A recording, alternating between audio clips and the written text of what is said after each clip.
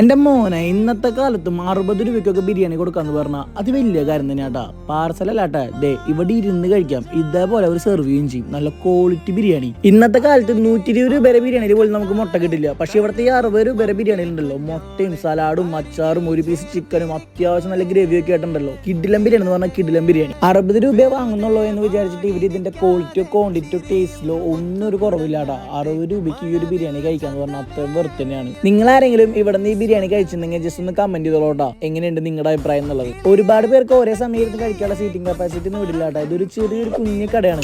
ഇവിടുത്തെ ബിരിയാണിയിലെ ചിക്കനൊക്കെ എനിക്ക് വളരെയധികം ഇഷ്ടപ്പെട്ടു. പിന്നെ അതേപോലെ തന്നെ എടുത്ത് പറയേണ്ടത് ഈ ഗ്രേവിയാണ് കേട്ടോ. നമ്മൾ പലപ്പോഴും നമുക്ക് ബിരിയാണി മേടിക്കുമ്പോൾ ഇത്രയധികം ഗ്രേവി ഒന്നും ഒരിക്കലും കിട്ടാറില്ല. അപ്പൊ ഈ 60 രൂപ ഈ ഒരു കിടിലം ബിരിയാണി കഴിച്ചൊക്കെ നിങ്ങൾ വരേണ്ടത് തൃശ്ശൂർ വടക്കാഞ്ചേരി സെന്ററിലേക്ക് തന്നെയാണ്. വടക്കാഞ്ചേരി സെന്ററിലെ ബസ് സ്റ്റോപ്പിനോട് ചേർന്നുള്ള ഈ ത്വൈബ ബിരിയാണി എന്ന് പറഞ്ഞ ഈ ഒരു ഷോപ്പിലാണ് 60 രൂപയ്ക്ക് കിടിലം ബിരിയാണി കിട്ടുന്നത്. അപ്പൊ ഒന്ന് ട്രൈ ചെയ്ത് നോക്കിയിട്ട് ഫീഡ്ബാക്ക് അറിയിച്ചോളൂ.